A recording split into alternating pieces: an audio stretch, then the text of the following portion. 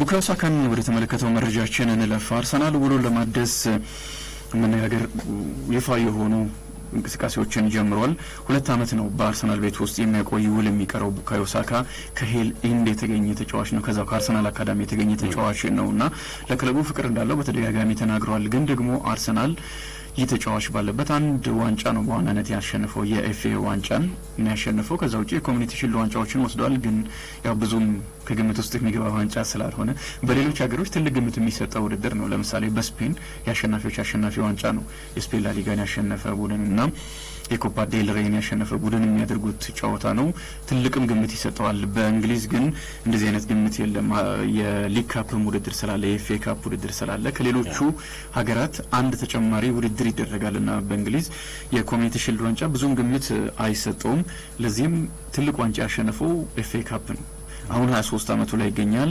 በዚህ እድሜው የብቃቱ ጫፍ ላይ የደረሰ መጥቷል። በደንብ ለእንግሊዝ ብሔራዊ ቡድንም በቋሚነት የሚጫወት 2 የአውሮፓ ዋንጫ የፍጻሜ ጨዋታዎች ላይ መድረስ የቻለ በዓለም ዋንጫ ላይም ጥሩ የተጓዘ ተጫዋች ነውና በትልልቅ ክለቦችም ስለሚፈለግ ወደ ሌሎች ክለቦች ሊያመራ የሚችልበት እድል ይኖራል። እግር ኳስ አይታወቅም፣ አይገምትም። ክለቡን ይወዳል። የክለቡ አካዳሚ ውጤት ነው። ይሄ ምንም ጥርጥር የለውም።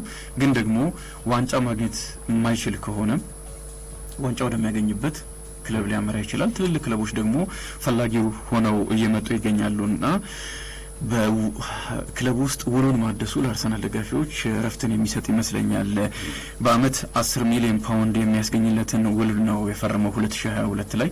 ከዚህም ከፍ ያለ ውል ቀርቦለት እንደሚፈርም ይጠበቃል። የ23 አመቱ እንግሊዛዊን የረጅም ጊዜ ውል የመስጠት ፍላጎት ነው ያለው አርሰናል።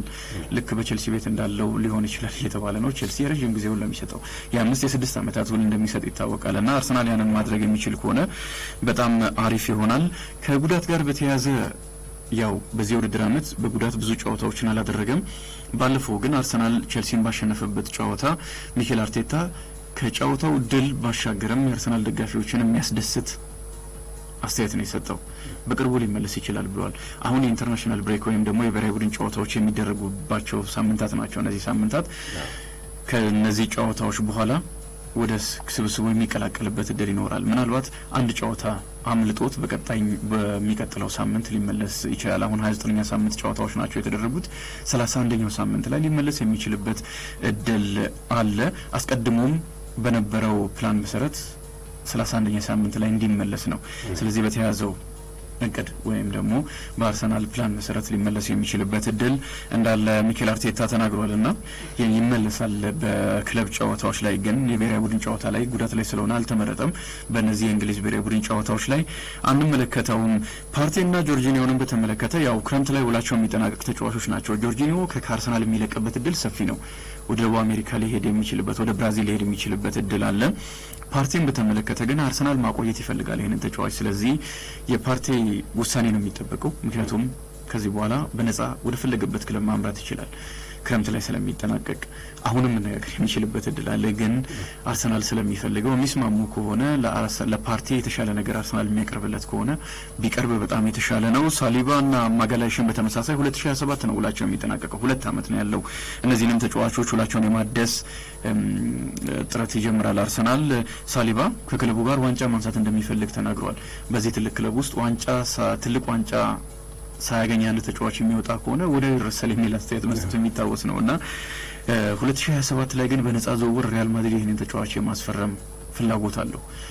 እነ ሮድሪገርን የመሳሰሉ አላባን በተመሳሳይ መንገድ ነው ያስፈረመውና አርሰናል ቶሎ ካላስፈረመው ሊቸገር ይችላል። ማጋላይሽን በተመለከተ 27 አመቱ ነው አሁን። ብራዚላዊ ነው። ከሳውዲ አረቢያ ጠቀም ያለ ገንዘብ የሚያስገኝለት ውል እየቀረበለት ነው ተብሏል። እሱ ማሸነፍ ይኖርበታል በአርሰናል ለመቆየት። ሌላ መረጃ እንመልከት። በኤፍኤ ዋንጫ ፓላስ ከሜልቦል ጋር ሲጫወት የሜልቦሉ ግብ ጠባቂ ሊያም ሮበርትስ ከባድ ጉዳት ማቴታ ላይ ማድረሱ ይታወሳል።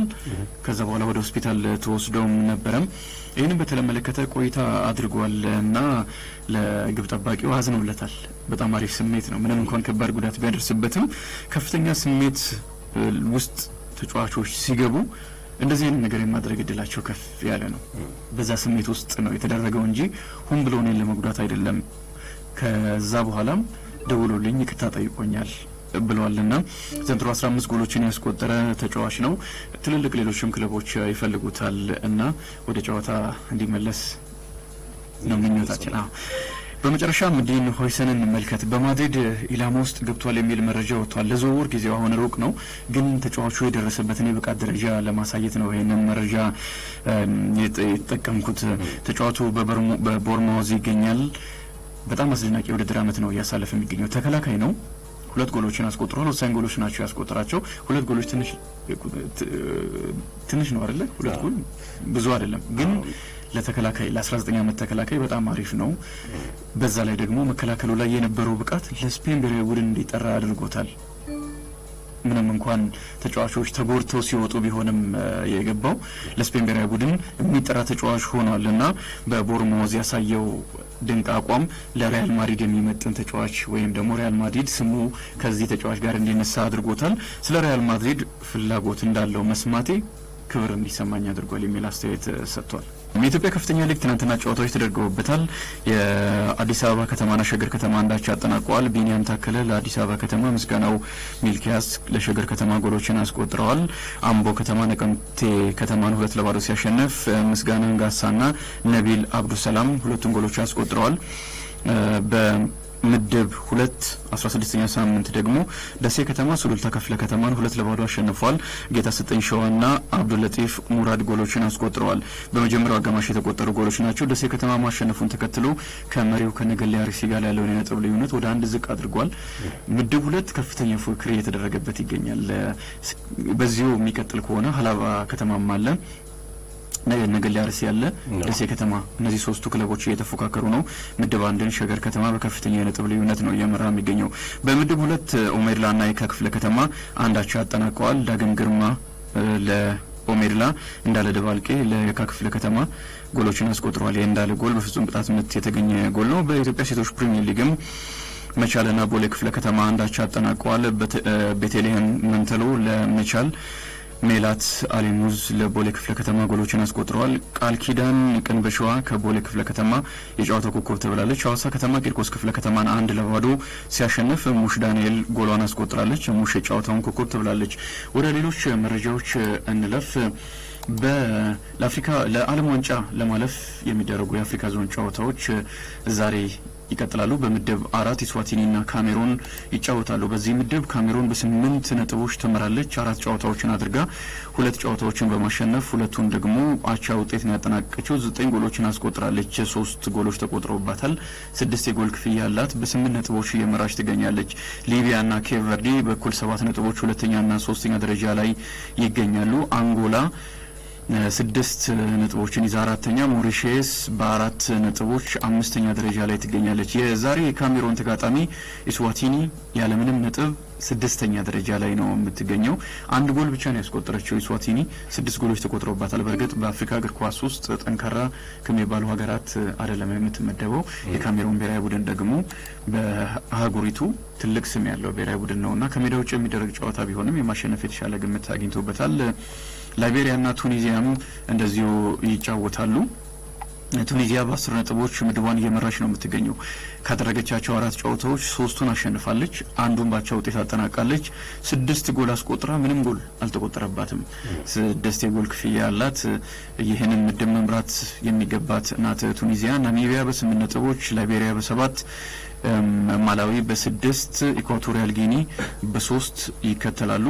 ምናልባት ለላይቤሪያ ብሔራዊ ቡድንም በጣም አስፈላጊ ጨዋታ ይሆናል። ይህንን ጨዋታ የሚያሸንፍ ከሆነ ከቱኒዚያ ጋር ያለውን የነጥብ ልዩነት ማጥበብ የሚችልበት ጨዋታ ስለሆነ ሴንትራል አፍሪካ ሪፐብሊክ ከማዳጋስካር ጋር ሌላኛው ጨዋታ ነው። ኮሞሮስ ነው ይሄንን ምድብ የምትመራው በ9 ነጥቦች። ጋናም 9 ነጥቦችን ይዛ 2ኛ ደረጃ ላይ ትገኛለች። ሁለቱም ብሔራዊ ቡድኖች 3 ጨዋታዎችን ተሸንፈዋል። አንዳንድ ጨዋታዎችን የኮሞሮስ ብሔራዊ ቡድን 8 ጎሎችን አስቆጥሮ 4 ጎሎች ነው የተቆጠሩበት፣ 4 የጎል ክፍያ ያለው።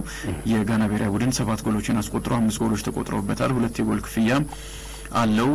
ማዳጋስካር በ7 ነጥቦች 3ኛ ደረጃ ላይ ነው የምትገኘው። የመካከለኛው አፍሪካ ሪፐብሊክ በ4 ነጥቦች 5ኛ። ስለዚህ መካከለኛው አፍሪካ ሪፐብሊክ ዛሬ የምታሸንፍ ከሆነ ከማዳጋስካር ጋር በነጥብ የምትስተካከልበት ጨዋታ ይሆናልና እነዚህ ጨዋታዎች ይጠበቃሉ። አሰልጣኝ መሳይ ተፈሪ የተጋጣሚዎቻችንን ያለፉ ጨዋታዎች ፊልሞችን በሚገባ ተመልክተናል። የቅርብ ጊዜ ጨዋታዎችንም አግኝተናል። በተለይ ኢትዮጵያ ብሔራዊ ቡድን ያለፈው ጨዋታ ከግብጽ ጋር የተሸነፈበትን ጨዋታ የመመልከት እድል አግኝተናል። አስፈላጊ ዝግጅትም አድርገናል ብለዋል። ከግብጽ ጋር ላለው ጨዋታ ባለፈው የነበረው ጨዋታ ላይ የነበሩ ክፍተቶችን ለመመልከት ሞክረናል ብለዋል። ተሸንፏል ብሔራዊ ቡድኑ በግብጽ ብሔራዊ ቡድን።